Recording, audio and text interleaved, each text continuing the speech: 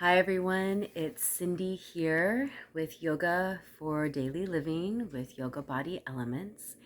And I'm here to share a video with you that I'm inspired to talk about permission and the power of permission, giving permission to yourself and giving permission to others, and most importantly, remembering to ask permission. Feel this is a powerful practice that sometimes gets greatly undervalued, but can bring much clarity and transparency into our lives if we bring it into a practice. And this is something I've become to dive and reflect a little more deeper with since 2019, of just even asking myself of how many times do I ask permission to do something? Or how often has someone asked permission to do something for me? And I find that growing up, I was surrounded by, it was very important to ask. As I got older, people started to question, why am I asking? Or saying, you don't have to ask. And then I had experiences where I didn't feel great about not asking. And also, I didn't feel great about others not asking permission, whether physically, mentally, emotionally, engaging.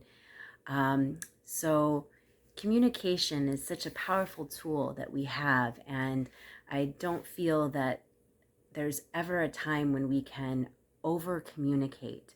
We all have different forms of communication, different languages, and different stories and upbringings, and really truly making sure that we're on the same page. So, with thinking about sharing this video and talking about the importance of asking permission, I started thinking about the 8 limbs of yoga and the yamas and the niyamas, which some of you, if you've done deeper practices into yoga beyond the physical practice, you've probably studied or at least heard of the 8 limbs of yoga. And the first two are the yamas and the niyamas. And a great resource if you're wanting to look a little bit further than what I'm going to share today is this book called The Heart of Yoga by Deskachar. And this is often a book that's shared in yoga teacher trainings that has a lot of great information. And so the yamas are basically described as how our actions affect our outer world.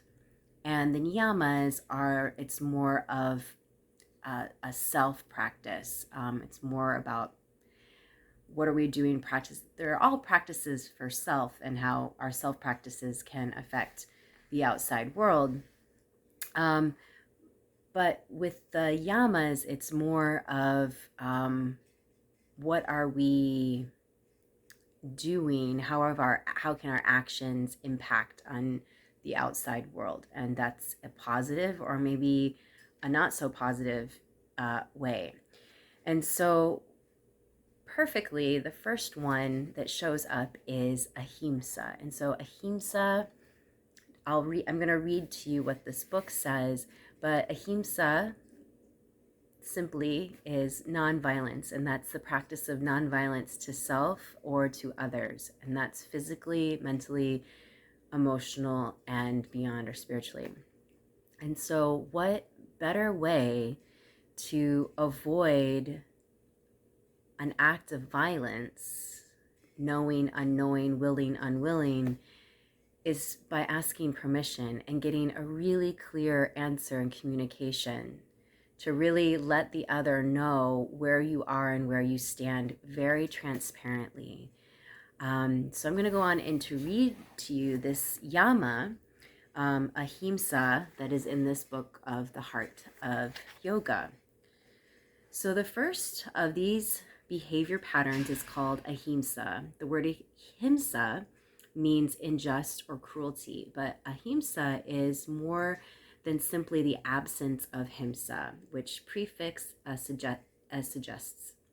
Ahimsa is more than just lack of violence. It means kindness, friendliness, thoughtful consideration of people and things. We must exercise judgment when thinking about ahimsa.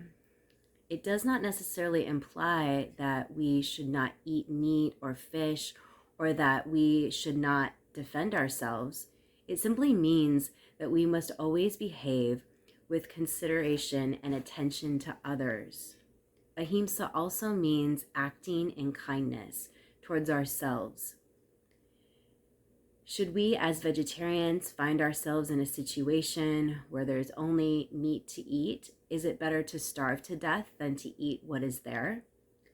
If we still have something to do in life, such as family responsibilities, then we should avoid doing anything that may cause us harm or prevent us from carrying out our duties.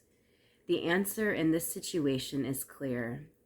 It would show a lack of consideration and arrogance to become stuck on our principles. So ahimsa has to do with our duties and responsibilities too. It could even mean that we must fight if our life is in danger. In every situation, we should adapt a considered attitude that is meaning of ahimsa. So it doesn't mean if you're in a dangerous situation that you just sit there and take it, that you assess what is the best action, what is the nonviolent action to others, right? Because that's dealing with others. And then how is that impacting that action or that choice of mine to self? And so by being in ahimsa, it doesn't mean you're submissive and you surrender and that there is, it's just what the universe brought in.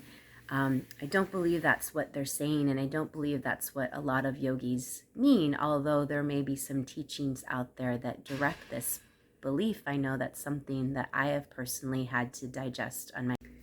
So how will you choose to handle asking permission and bring it into your own life for yourself and with others? Thanks for watching, and feel free to like and share and subscribe if you find this helpful. Bye for now.